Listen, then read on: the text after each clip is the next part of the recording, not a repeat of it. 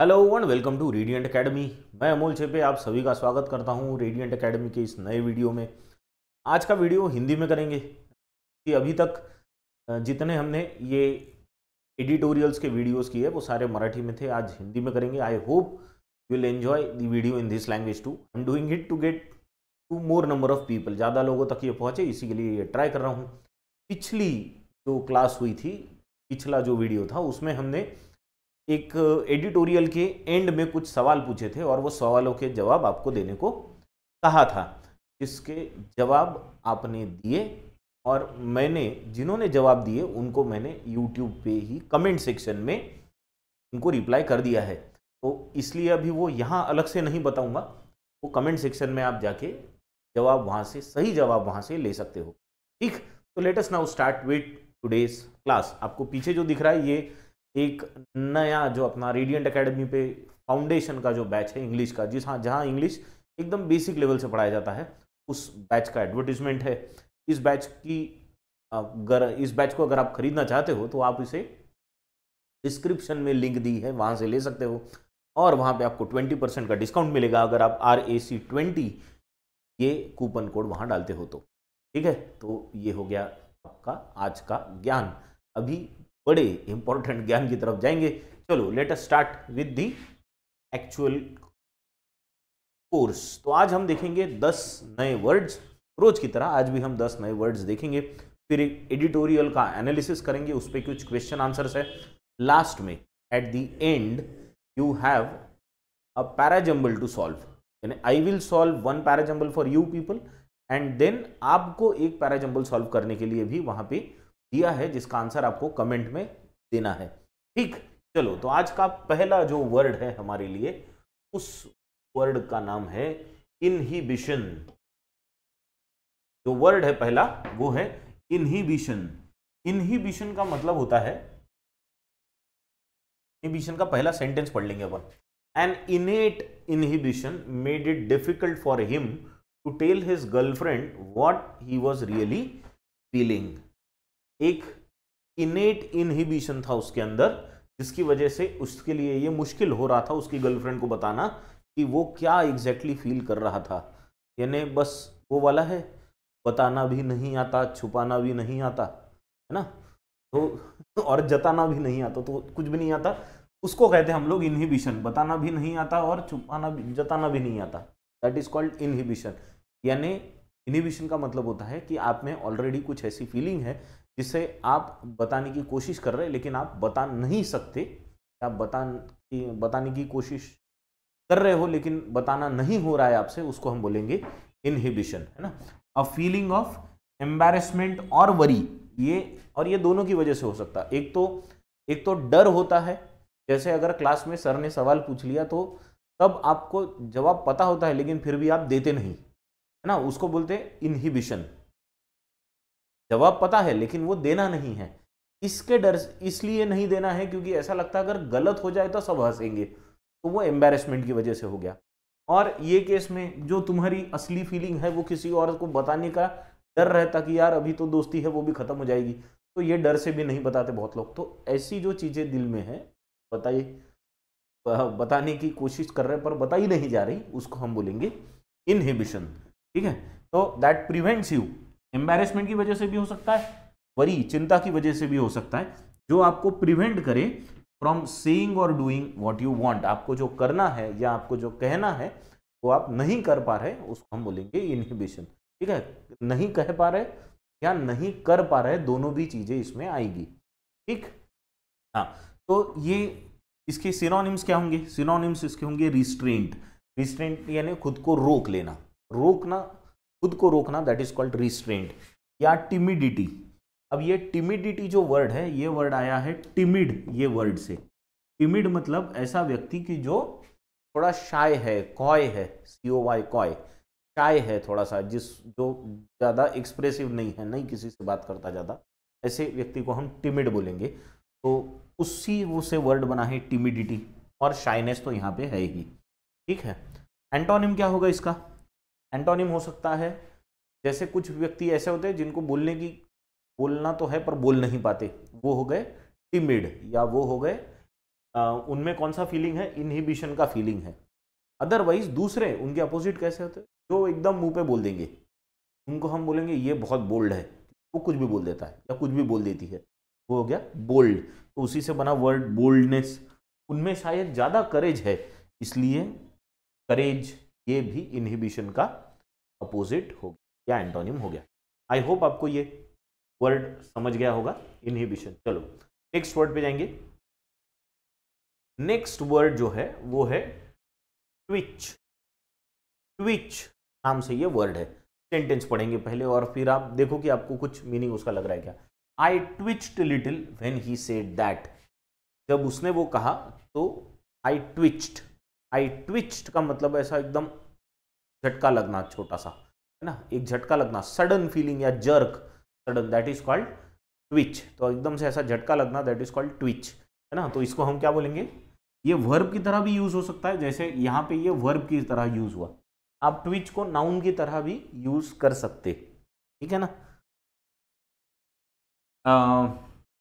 Noun की तरह भी यूज हो सकता है, जैसे सडन जर्क मूवमेंट। जर्क बोले तो एकदम ऐसा थोड़ा सा हिलना, that is called jerk, right.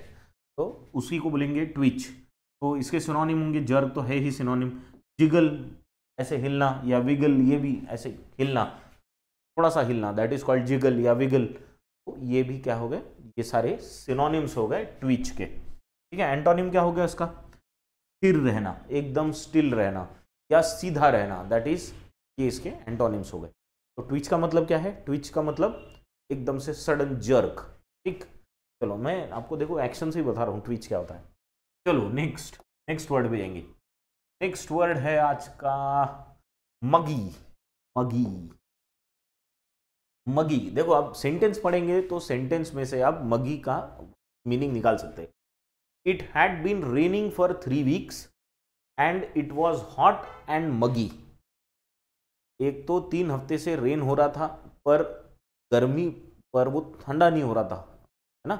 जो वेदर है वो ठंडा नहीं हो रहा था, वो गर्म ही था, गर्म था। और पानी की वजह से क्या होगा, उसमें वातावरण में ह्यूमिडिटी बहुत आ गई। तो ऐसा जो वातावरण होता है जहाँ पे गर्मी बहुत होती है और ह्यूमिडिटी बहुत होती है, दैट इज कॉल्ड मगी।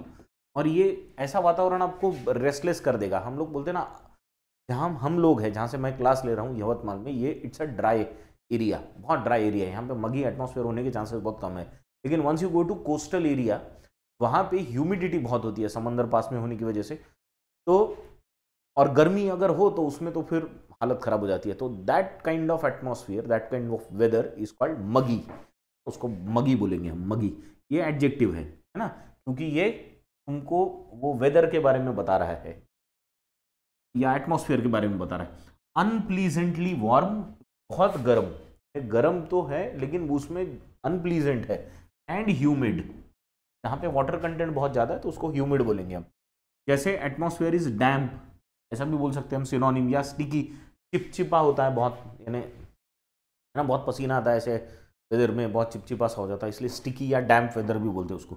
इसका एंटोनिम क्या हो गया, मस्त ड्राई वेदर, एकदम। ह्यूमिड का अपोजिट ड्राई और वार्म का अपोजिट कूल। तो इसलिए ड्राई और cool weather can be opposite of muggy. समझ गया मगी क्या होता है, ठीक है। आप सबकी पसंद की चीज है मैगी, ये वर्ड कौन सा है, मगी। हाँ चलो next word we have is opera. Opera, हाँ ओपेरा सुना है, ओपेरा सुना होगा, मुझे तो लगता है आपने सुना होगा। देखेंगे वर्ड, देखेंगे पहला ओपेरा कौन सा है, सेंटेंस देखेंगे। The city has a medieval quarter. City में एक मेडिवल क्वार्टर है। ग्रेट पब्स, बहुत सारे पब्स हैं वहां पे। And an annual opera festival of international importance. International importance का एक एनुअल ओपेरा फेस्टिवल भी है। ओपेरा का फेस्टिवल है। तो ओपेरा क्या होता है, ओपेरा एक तो एक ऐसा प्ले होता है कि जिसमें मैक्सिमम गाने होंगे। आपने सुना होगा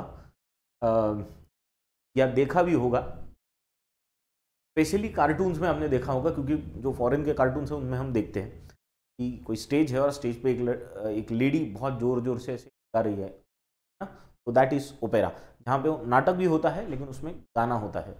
या एक क्लासिकल म्यूजिक का, वेस्टर्न क्लासिकल म्यूजिक में एक जॉनर भी है जिसको हम ओपेरा कहते हैं। तो दोनों मतलब हो गए। तो बोथ आर रिलेटेड टू, एक तो म्यूजिक से रिलेटेड है और दूसरा नाटक से रिलेटेड, यानी opera is related to music and play, नाटक और संगीत दोनों से रिलेटेड है। तो ओपेरा को हम कह सकते हैं it's a noun, a play where almost all words are sung, है ना, ऑलमोस्ट गाना ही गाना होता है उसमें, उस प्ले में। उसको सिनोनिम क्या होगा, थिएट्रिकल यानी नाटक या कोई परफॉर्मेंस। इसमें एंटोनिम नहीं होता, जब कोई नाम होता है तो उसका अपोजिट क्या होगा, बराबर है, कोई चीज है उसका अपोजिट कैसे कुछ हो सकता है। तो इसका एंटोनिम नहीं है पर इसका सिनोनिम है थिएट्रिकल या परफॉर्मेंस। समझे ओपेरा क्या होता है। तो चले अगले वर्ड पे, चलो next word. Next word is very simple, और ये भी आपने देखा होगा, नहीं देखा होगा तो अभी देख लेंगे। Verdict. Verdict is the next word. Verdict का मतलब क्या होता है। वर्डिक्ट, पहले सेंटेंस पढ़ लो। Whenever a disagreement arose, a third observer designated by consensus by the working group issued the final verdict। जब भी डिसएग्रीमेंट हुआ है ना, तब एक थर्ड ऑब्जर्वर जो कंसेंसस से चुना गया था वर्किंग ग्रुप के द्वारा, वो फाइनल वर्डिक्ट इशू करता है। ठीक है, फाइनल वर्डिक्ट देता है। फाइनल वर्डिक्ट देता है मतलब फाइनल डिसीजन देता है या फाइनल जजमेंट देता है ना। तो हमारे यहाँ जजमेंट या डिसीजन देने का काम कौन करता है, जज करता है। तो जज जो डिसीजन देता है, निर्णय देता है, दैट इज कॉल्ड वर्डिक्ट। ठीक है, तो वर्डिक्ट मतलब क्या, जजमेंट इज द जजमेंट। इसी के लिए सिनोनिम क्या हो सकता है, एक तो सेंटेंस हो सकता है, सेंटेंस बोले तो भी निर्णय होता है, या मराठी में अगर देखो तो उसको सुनावणी, ज्याला म्हणतो आपण शेवटी सुनावणी, सुनावणी इज सेंटेंस। और डिक्री या डिक्री भी होता है, डिक्री का मतलब होता है फरमान, डिक्री मतलब फरमान देना, तो फरमान भी एक टाइप का निर्णय ही है फाइनल, जो राजा द्वारा या किंग द्वारा, मुगल एम्परर द्वारा दिए जाते थे उनको फरमान बोला जाता था उसको। और रॉयल डिक्री बोला जाता है अगर वो राजा के द्वारा दिया गया, तो जज के द्वारा दिया गया तो उसको डिक्री बोलेंगे सिर्फ। ठीक है, इसका अपोजिट क्या होता है, क्योंकि यहाँ तो डिसीजन ले रहे, तो एंटोनिम क्या होगा इसका, इनडिसीजन, जहाँ पे निर्णय नहीं लिया जा रहा, ऐसे सिचुएशन को हम बोलेंगे सिचुएशन ऑफ इनडिसीजन और अ पीरियड ऑफ इनडिसीजन। ठीक, समझ गए, वर्डिक्ट मतलब निर्णय। चलो नेक्स्ट वर्ड पे जाएंगे। नेक्स्ट वर्ड है कैलिब्रेटेड। कैलिब्रेशन, अगर आप फिजिक्स वाले होंगे या इंस्ट्रूमेंट्स के साथ आपने कभी काम किया होगा तो कैलिब्रेट करना ये एक वर्ब आपको पता होगा। कैलिब्रेट करना ये एक्शन है, एडजेक्टिव की तरह भी यूज किया जाता है। कैलिब्रेट करना मतलब अगर आप कोई नया इंस्ट्रूमेंट लाए जिससे आप रीडिंग लेते हो, तो उसको सही तरीके से पहले कैलिब्रेट करना होता है, यानी उसको सेट करना पड़ता है प्रॉपरली। एक बार वो सेट हो गया फिर आप उससे नई रीडिंग्स दे सकते हो। सेंटेंस पढ़ेंगे और आई थिंक आपको प्रॉपरली ध्यान में आएगा। The question should be carefully calibrated to achieve a specific set of research objectives. यहां पे तो सवालों को कैलिब्रेट करने की बात हो रही। The questions should be carefully calibrated to achieve a specific set of research objectives. Research objectives को अचीव करने के लिए क्वेश्चंस को भी अच्छी तरह से कैलिब्रेट करना पड़ेगा, मतलब सेट करना पड़ेगा, एडजस्ट करना पड़ेगा, इस मीनिंग से वो लिया है, या उसको प्रॉपरली असेस करना पड़ेगा। आपने कैलिब्रेशन के वर्ड इंस्ट्रूमेंट्स के केस में ज़्यादा सुना होगा ना। इंस्ट्रूमेंट्स को हम पहले कैलिब्रेट करते हैं फिर उसको यूज करते हैं। ठीक, सिनोनिम क्या हो सकता है उसका, एक तो उसको आप मेजर कर रहे हैं या फिर उसको क्वांटिफाई कर रहे हैं, है ना, या फिर गेज कर रहे हैं, gauge, this is gazed. Gazed अपना मीटर गेज होता है ना, जिससे आप फॉर एग्जांपल आप आपकी व्हीकल में, आपकी जो गाड़ी है उसमें हवा भराने गए, तो हवा भराने के लिए जो वो यूज होता है मीटर, उसको क्या बोलते हैं, गेज। तो वो जो जिस पे वो सारा घूमता है वो गेज होता है, तो दैट इज द गेज, है ना उसको, क्योंकि वो क्या कर रहा है, वो गिन रहा है, सेट कर रहा है। एंटोनिम क्या होगा इसका, तो ये तो सारा सेट किया हुआ है, गिना हुआ है एक प्रॉपर मेथड से, ये अंदाजा एस्टिमेट कर लिया, या गेस कर लिया, है ना, तो ये उसका अपोजिट हो गया। कैलिब्रेट करना मतलब सही तरीके से बराबर प्रॉपर रीडिंग पे आना, ठीक है। और एंटोनिम क्या होगा उसका, ऐसे ही कुछ तो भी बता देना, एस्टिमेट करना या गेस कर लेना, तो हो गया उसका एंटोनिम। ठीक, अंडरस्टूड। चले नेक्स्ट वर्ड पे। चलो next word is an interesting word, ये आपने सुना है पता नहीं, पर पहले सेंटेंस पढ़ लो फिर आपको शायद मीनिंग समझ जाए। क्या है sentence? His forbearance and patience was not rewarded in this case. इस केस में दो क्वालिटीज को रिवॉर्ड नहीं किया गया। दो क्वालिटीज कौन सी है? एक आपकी पहचान की क्वालिटी है, उसका नाम है पेशेंस, और दूसरी जो क्वालिटी है उसका नाम है फोरबियरेंस। अभी फोरबियरेंस मतलब, फोरबियरेंस में मेन जो वर्ड है वो है बियर करना। बियर करने का मतलब है सहन करना, ना? सहन करने को हम लोग बोलेंगे बियर करना। बियर से ही वर्ड बना बियरेंस और उसी से बना फोरबियरेंस। तो फोरबियरेंस इज बेसिकली सफरिंग को सह लेना, है ना, तो सह लेना इज फोरबियरेंस, और वो भी पेशेंटली विथ पेशेंस। तो ये भी वर्ड पेशेंस से ही रिलेटेड है। फोरबियरेंस का मतलब भी रिस्ट्रेंट करना, रुकना, रोक लेना खुद को, सह लेना विथ पेशेंस, उसको हम बोलेंगे फोरबियरेंस।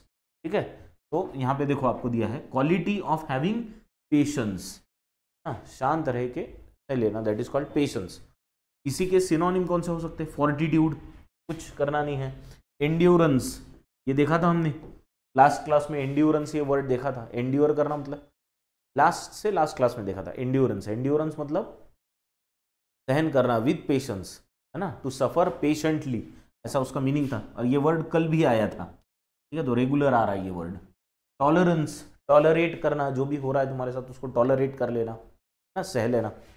अपोजिट क्या होगा इसका? इम्पेशंस या एंगर। इम्पेशंस तो पेशेंस का ही अपोजिट हो गया। एंगर यानी गुस्सा, तो गुस्सा अगर कर रहे हो तो वो भी फोरबियरेंस का टॉनिम है। Understood? Shall we go to the next word. नया वर्ड है अपने पास, सॉरी यहाँ पे सेंटेंस चेंज करने का रहेगा, सॉरी। तो द वर्ड इज डेलिबरेशन। यहाँ सेंटेंस को, ये सेंटेंस को हटा देंगे हम लोग, ये सेंटेंस गलत है इसका, है ना। मैं आपको एक सेंटेंस दे देता हूँ। The team took the final decision after a lot of deliberation. After a lot of deliberation. The team took the final decision after a lot of deliberation.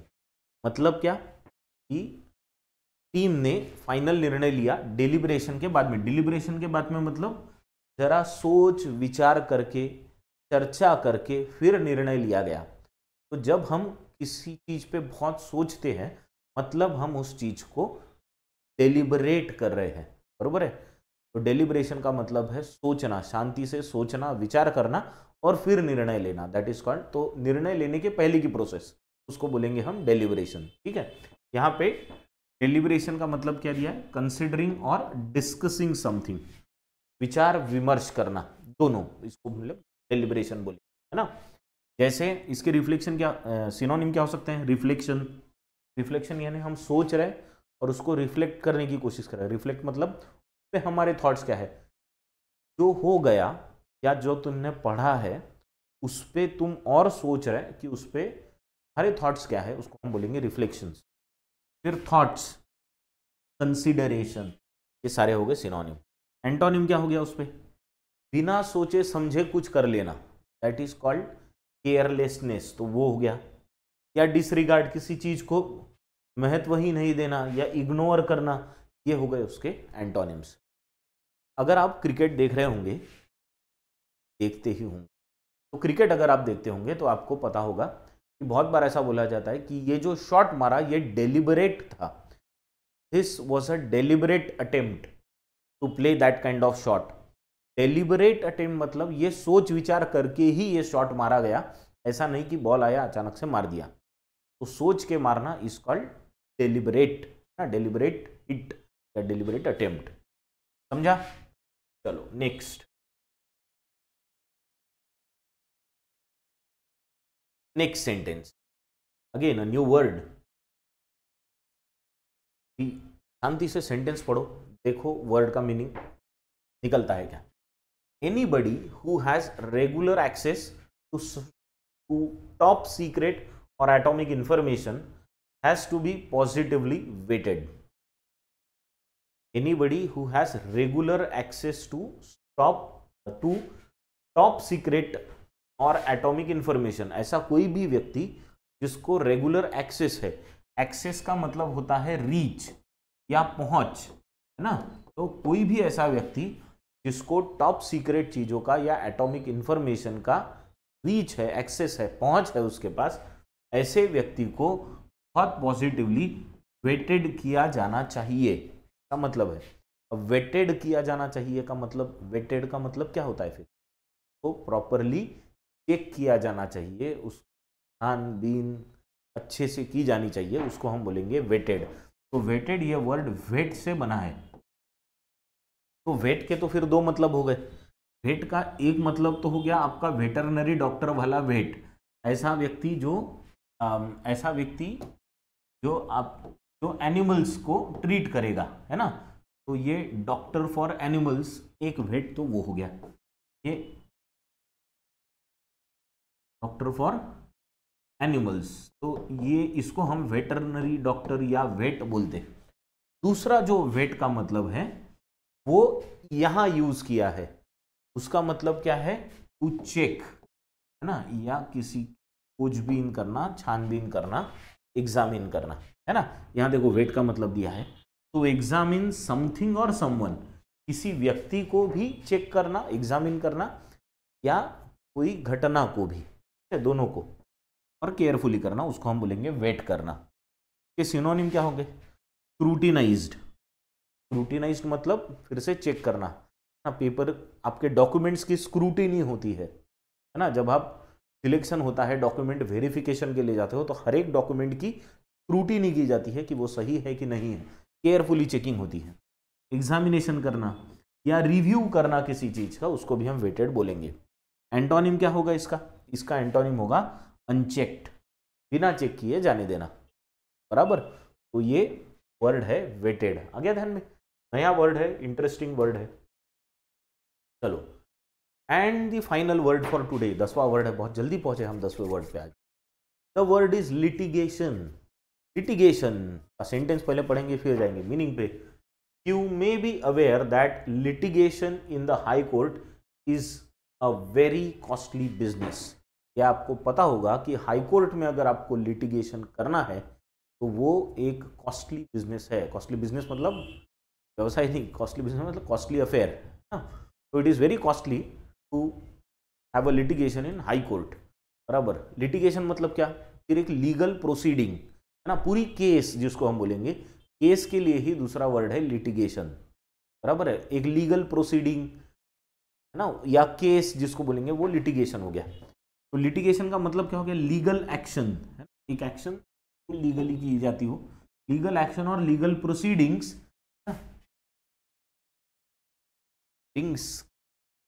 Proceedings का स्पेलिंग गड़बड़ हो गया यहाँ पे, है ना, it should be proceedings, spellings गड़बड़ हो रहे थे। हाँ, तो प्रोसीडिंग्स ये सही स्पेलिंग है, ठीक है। तो यहाँ पे लॉ सूट का मतलब भी एक लिटिगेशन ही होता है, एंड केस ना, केस को लिटिगेशन बोलते हैं। आपने सुना होगा बहुत बार कि कोई तो भी इशू हुआ, इसलिए एक PIL दाखिल की गई, PIL आपने सुना होगा ये ना, किसी ऑर्गेनाइजेशन ने PIL दाखिल कर दी, कुछ भी होता है आजकल तो PIL दाखिल की जाती। PIL का मतलब क्या होता है, public interest litigation, public interest litigation. तो पब्लिक इंटरेस्ट लिटिगेशन ये PIL का फुल फॉर्म है।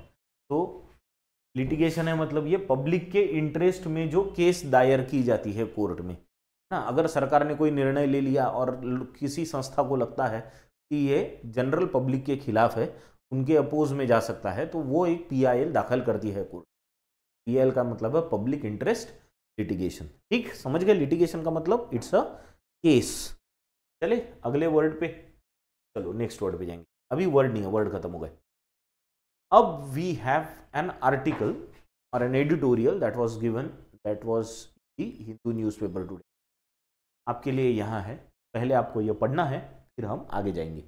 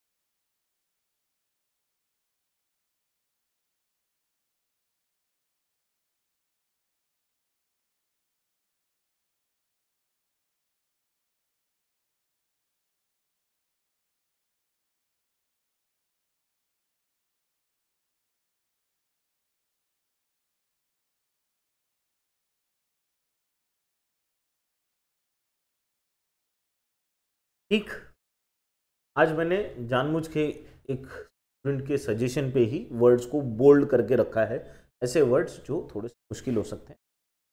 ठीक है, तो shall we start.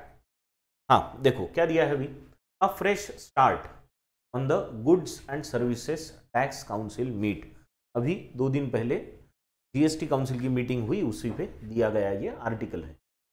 The goods and services tax GST council was convened last week for the first time in nearly 9 months। GST council की meeting हुई पहली बार पिछले 9 महीने में, ये मीटिंग हुई विथ, तो देखो इलेक्शन हुए, तो इलेक्शन के बाद नए मिनिस्टर्स आए, तो with 11 new ministers.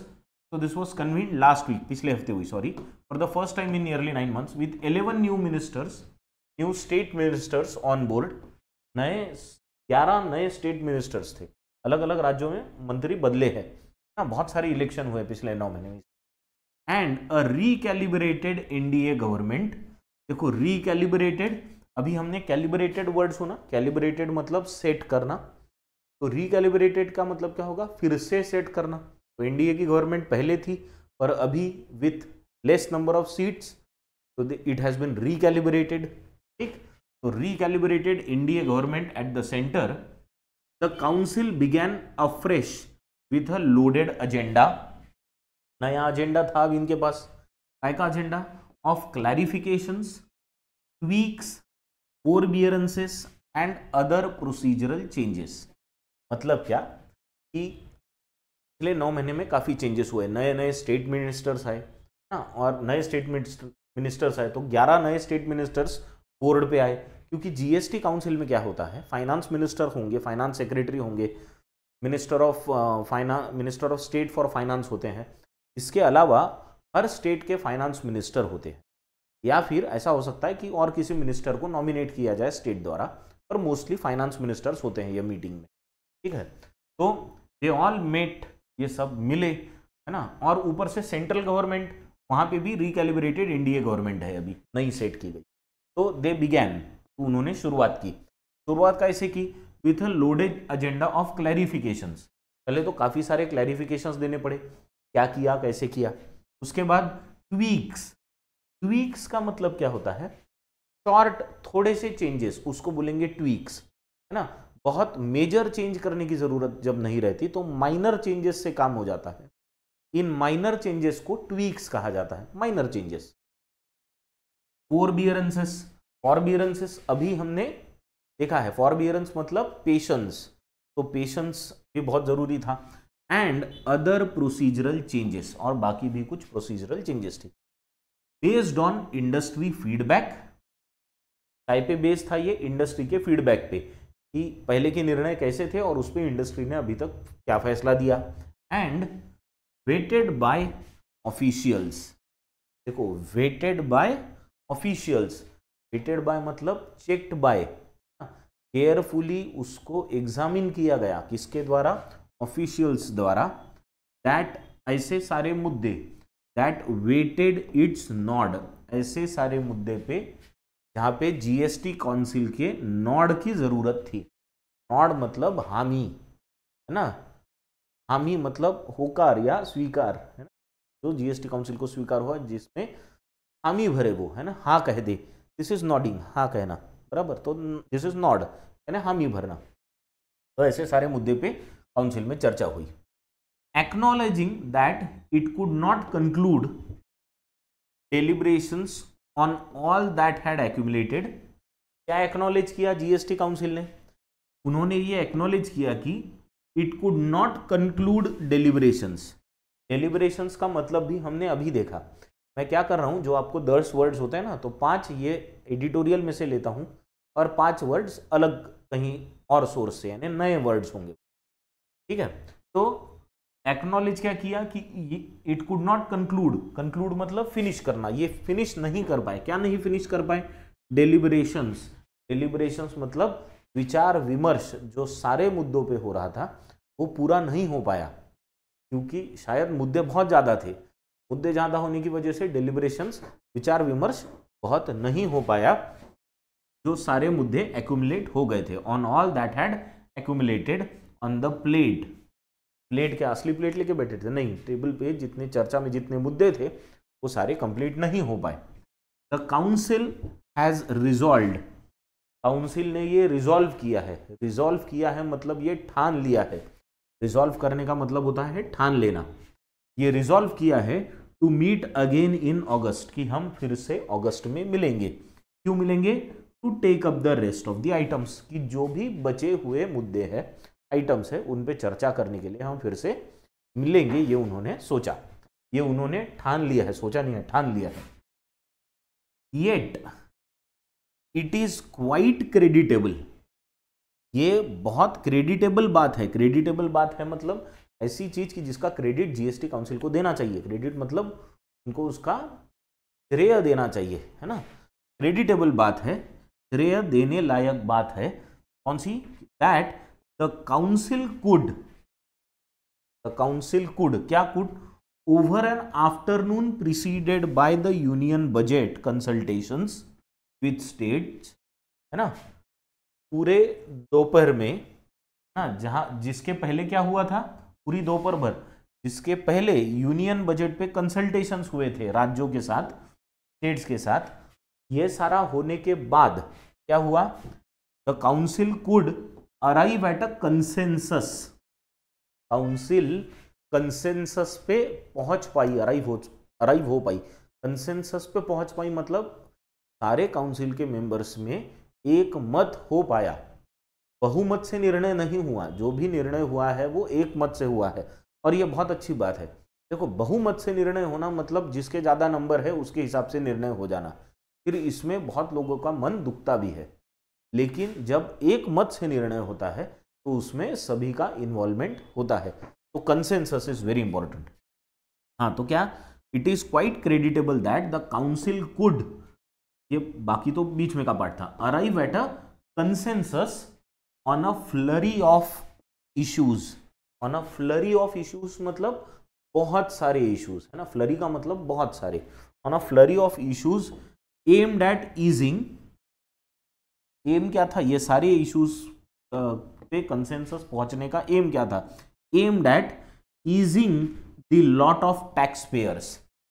Tax payers का जो लॉट है, जो लोग टैक्स भर रहे, उनको थोड़ी सी राहत मिले, इसकी कोशिश की गई है ना, easing the lot of tax payers, इनका बर्डन जरा कम हो इसकी कोशिश की गई।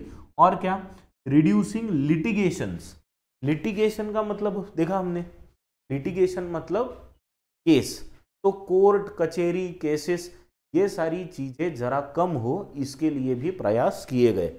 And even providing tax relief on some items, और कुछ आइटम्स पे टैक्स रिलीफ भी दिया गया, यानी उसका जीएसटी कम किया गया होगा, है ना, क्योंकि जीएसटी काउंसिल के अंडर में कौन सा टैक्स आता है, जीएसटी, तो टैक्स रिलीफ दिया गया मतलब टैक्स कम किया गया, राइट।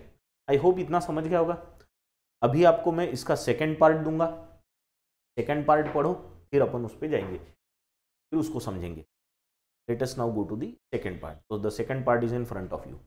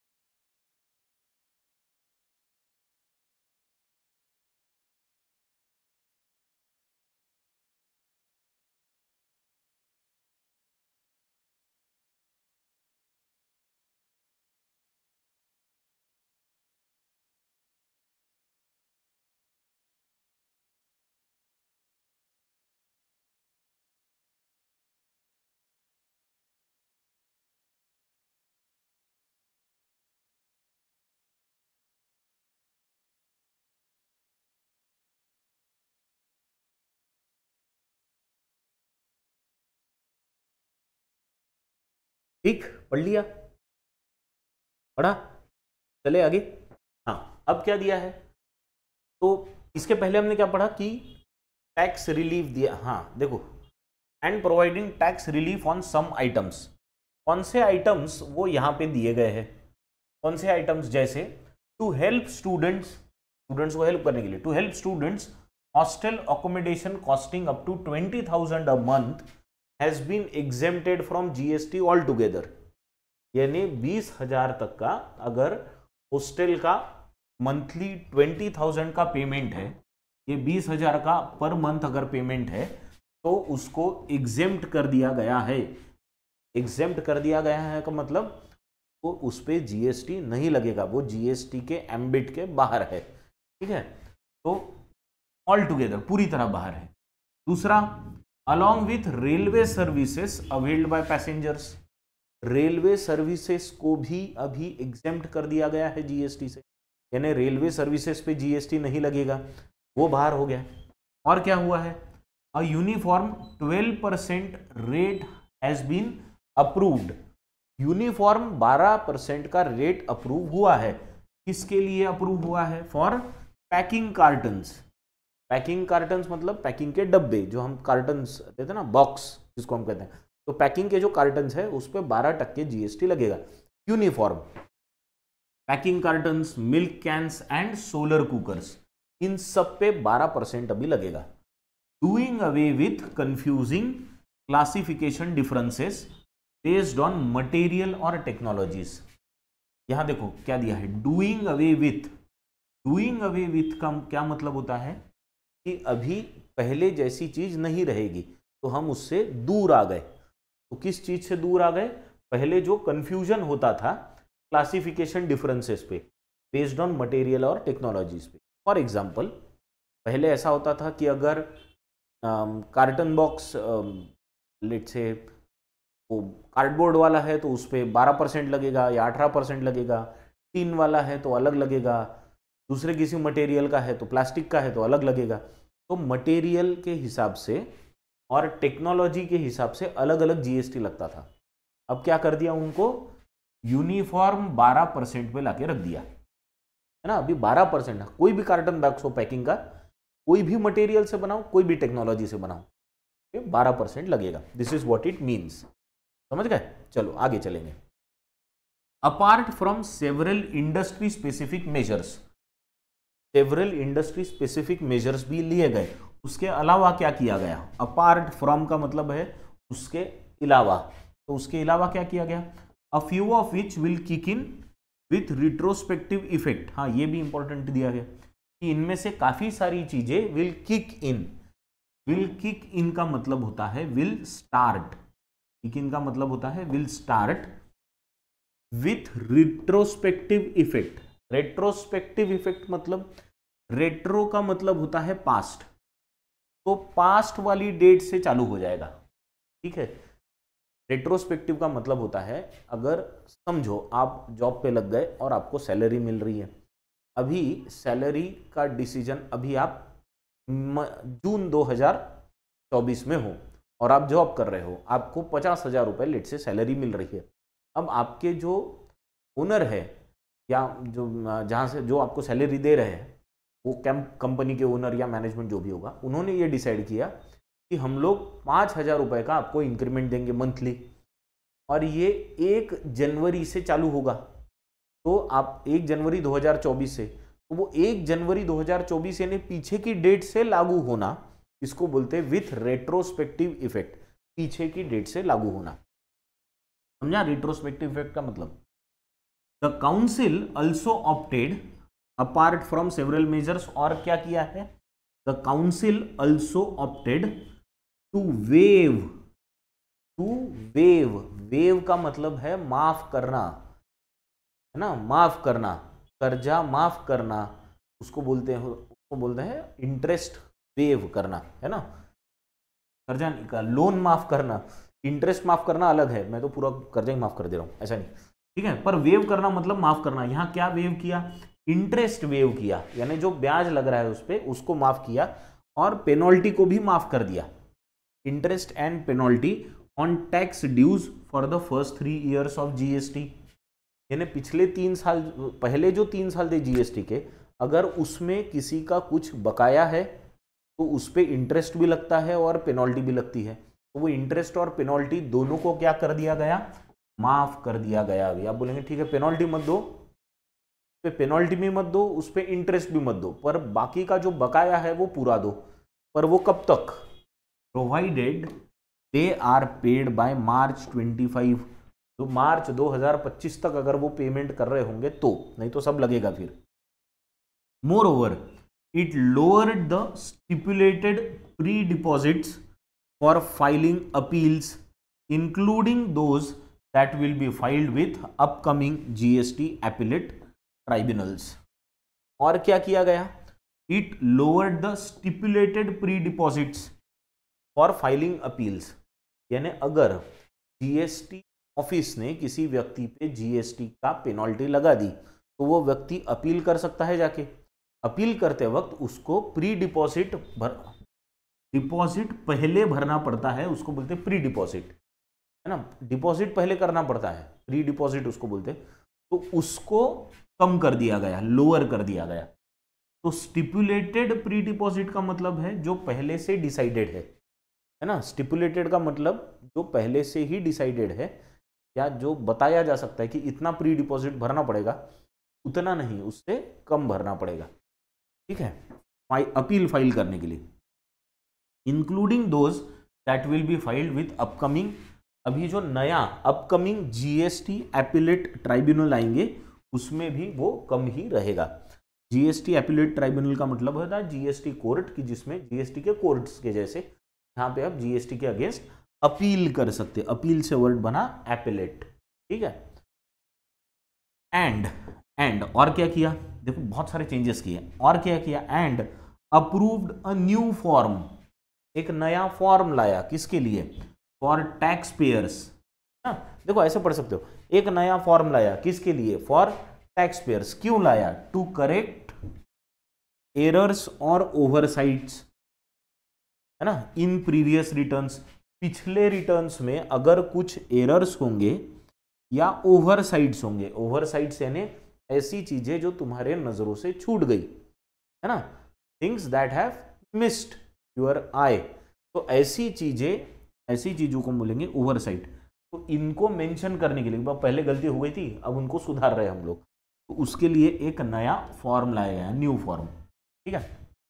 और क्या हुआ, बियॉन्ड निटिग्रिटीज, बियॉन्ड निटिग्रिटीज मतलब, बियॉन्ड का मतलब क्या होता है, किसी, इसके अलावा, इसके पार, है ना, इनके अलावा, बियॉन्ड निटिग्रिटीज। निटिग्रिटीज का मतलब है फॉर्मेलिटीज या ऐसी चीजें कि जो बेसिक चीज है जो करनी ही है, फॉर्मेलिटीज बोलेंगे। तो beyond formalities, beyond nitty gritties, the council also signed off on ending the anti profiteering clause, और उन्होंने काय पे साइन किया, साइंड ऑफ मतलब अप्रूव कर देना, साइंड ऑफ का मतलब है अप्रूव करना। क्या साइन ऑफ किया, ending of anti profiteering clause, anti profiteering नाम का एक क्लॉज था, या एंटी प्रॉफिटेरिंग एक क्लॉज था, उसको भी बंद कर दिया, है ना, बंद कर दिया उसको। That required firms to pass on any tax cut gains to customers, यह ऐसा क्लॉज था कि जिसमें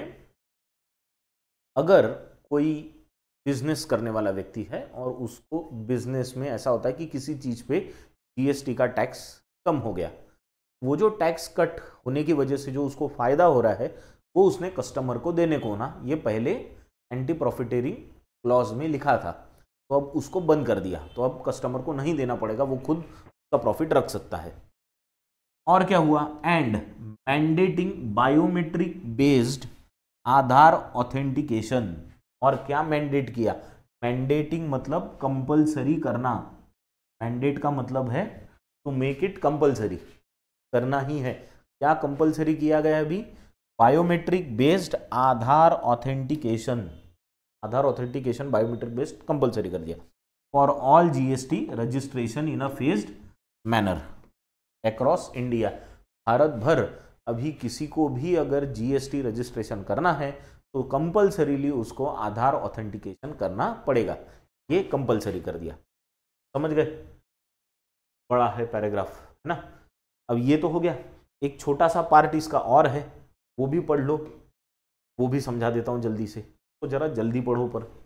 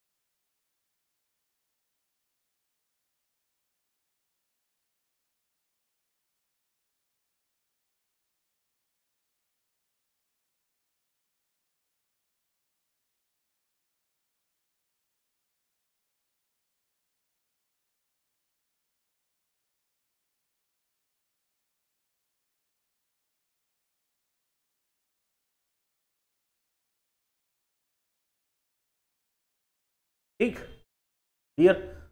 अगर ऐसा हो रहा है कि मैं जल्दी रुक रहा हूं तो जरा पॉज करके फिर से पढ़ लिया करो, ठीक है।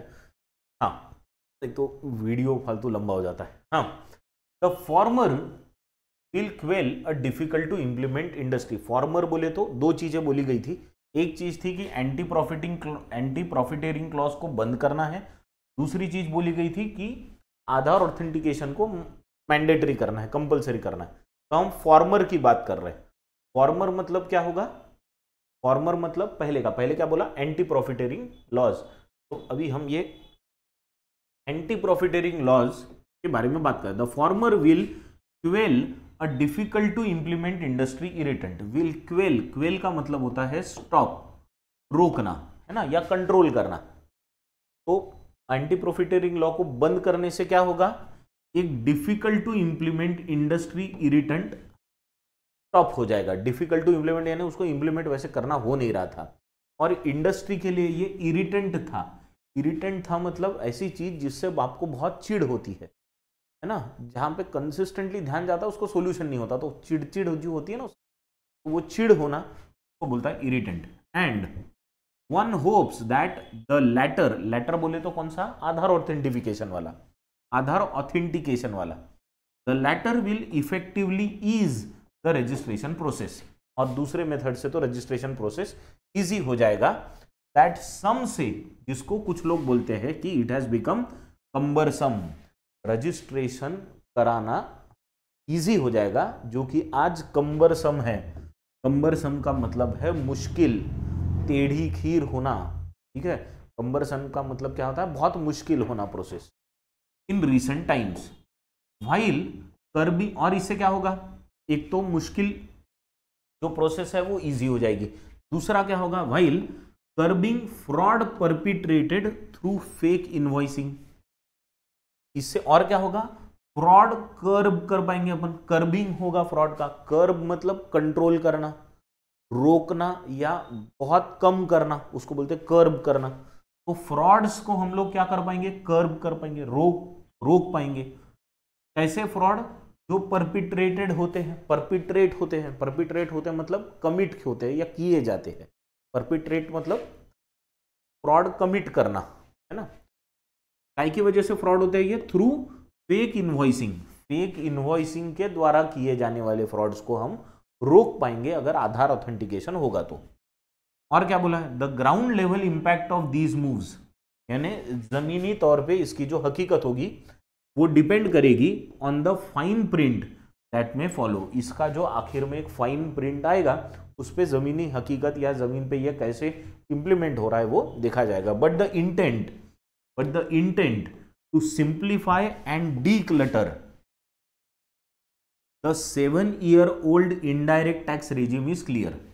पर एक बात तो क्लियर है, कौन सी बात क्लियर है, इंटेंट है, काय का इंटेंट है, सिंप्लीफाई करने का और डीक्लटर करने का। सिंप्लीफाई का तो मतलब मालूम है, डीक्लटर का मतलब कल ही हमने वर्ड देखा था क्लटर, क्लटर मतलब अनवांटेड बहुत सारी चीजें एक जगह आ जाना, कचरा। डीक्लटर मतलब उसको क्लियर करना, साफ करना। तो सिंप्लीफाई एंड डीक्लटर, साफ करना, 7 साल पुराना ये इनडायरेक्ट टैक्स जो है उसको, है ना। इट इज रिफ्रेशिंग, ये बहुत रिफ्रेशिंग चीज है, अच्छी चीज है, that the council also plans to take stock of 2021 plan, 2021 plan का भी स्टॉक लेने का बात किया है। स्टॉक लेने का मतलब वो रिव्यू करने का, उस पे टू टेक स्टॉक का मतलब है टू रिव्यू, ना, उस पे फिर से सोच विचार करेंगे, ऐसा उन्होंने बोला है। इसलिए to rationalise the multiple rate GST structure, multiple rate GST structure जो है उसको थोड़ा सा रैशनलाइज करेंगे। रैशनलाइज मतलब और थोड़ा सोच विचार करके उसको सिस्टमैटिक तरीके से और लाएंगे, जो कि that has been in cold storage for a while, जिसको एक ठंडे बस्ते में डाल दिया था, है ना। 2021 का जो ये प्लान था वो ठंडे बस्ते में डाल दिया था, उस ठंडे बस्ते से अभी निकाल के उसको फिर से गर्म करेंगे मतलब उसको फिर से रिव्यू करेंगे। व्हेन इट मीट्स नेक्स्ट, जब अगली बार मिलेंगे तब। द एपेक्स जीएसटी बॉडी, ये जीएसटी की सबसे ऊंची बॉडी है, एपेक्स बॉडी है, on GST council. The apex GST body must not only revive, एक तो सिर्फ रिवाइव ही नहीं करना है, रिवाइव मतलब नया लाना, बट एंड एक्सपीडाइट, एक्सपीडाइट मतलब प्रोसेस को स्पीड अप करना। एक्सपीडाइट का मतलब क्या होता है, स्पीड अप, ये सारे वर्ड्स के मीनिंग लिख लिया करो, हाँ। एक्सपीडाइट का मतलब होता है स्पीड अप करना। GST rate reforms, GST rate के रिफॉर्म्स को क्या करना है, स्पीड अप करना है, बट और क्या करना है, but also incorporate a road map, एक रोड मैप भी होना चाहिए, टू ब्रिंग एक्सक्लूडेड आइटम्स, हाँ, एक्सक्लूडेड आइटम्स को लाने के लिए भी एक रास्ता दिखाना चाहिए जीएसटी काउंसिल ने। कौन से एक्सक्लूडेड आइटम, जैसे petroleum and electricity into GST net, while यानी पेट्रोलियम और इलेक्ट्रिसिटी को भी जीएसटी नेट में लाने के लिए रास्ता दिखाना चाहिए। व्हाइल रीजिगिंग टैक्स रेट्स, रीजिगिंग का मतलब होता है रिजिग करने, रिजिग करने का मतलब होता है पूरी तरह से ओवरऑल करने, ओवरऑल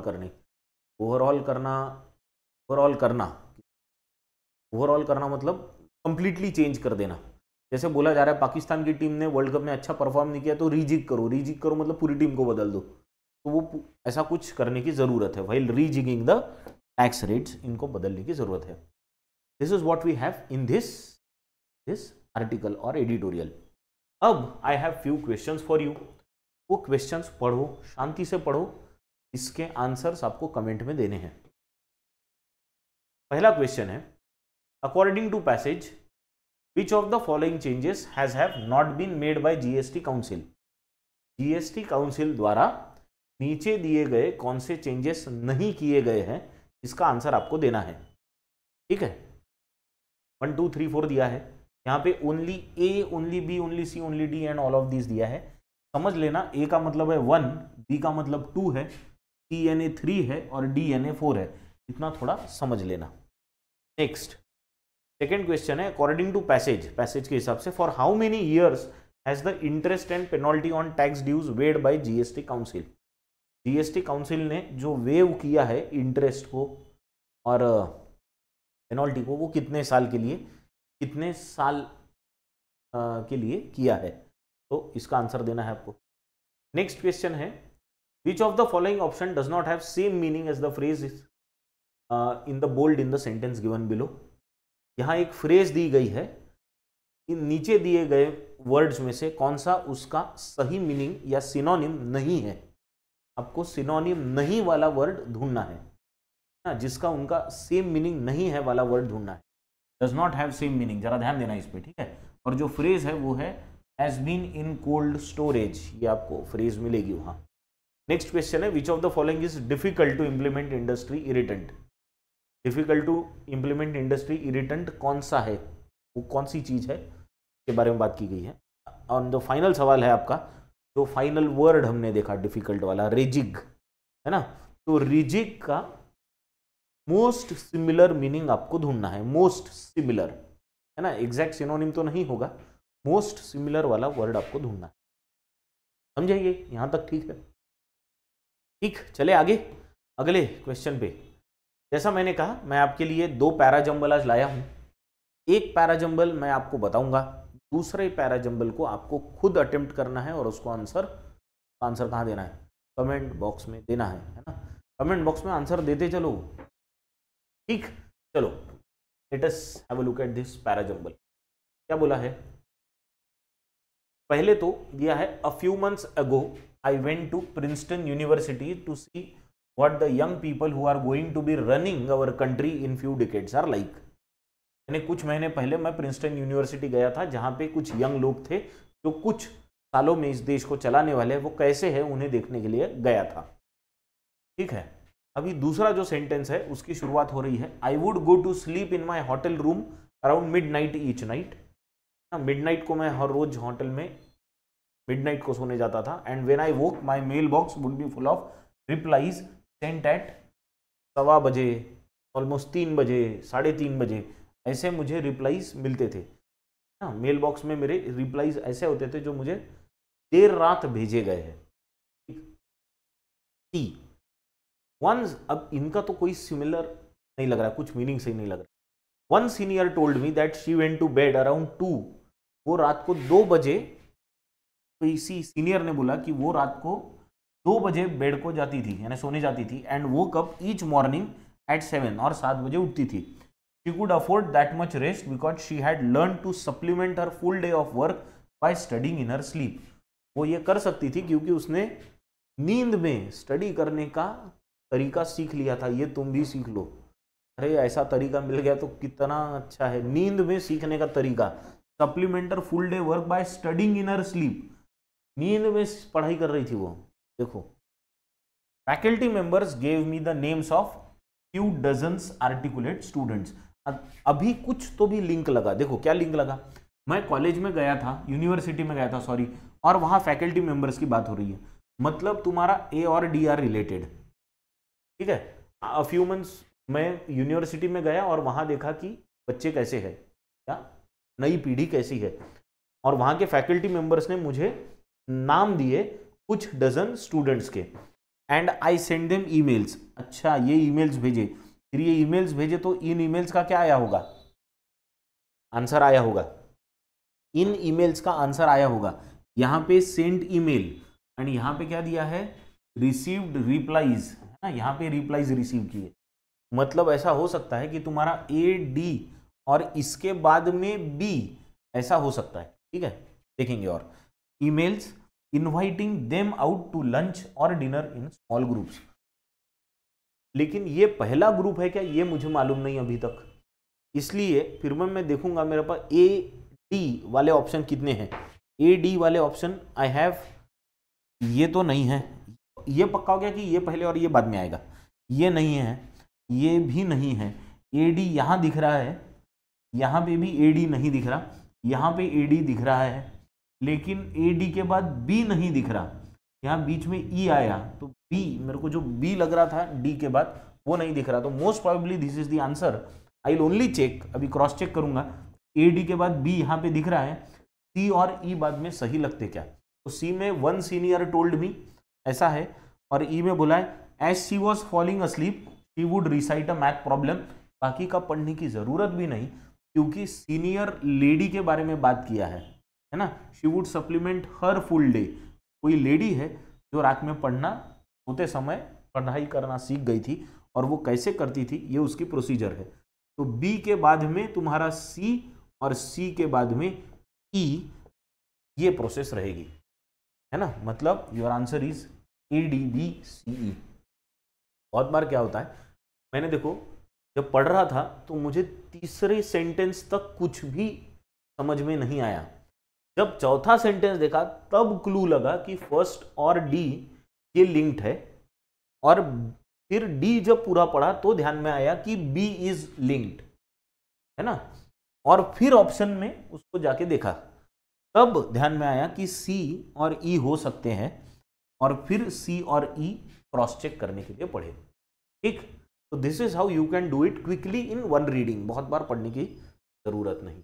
एक अभी आखिरी पैराजंबल है, वो आपको करना है।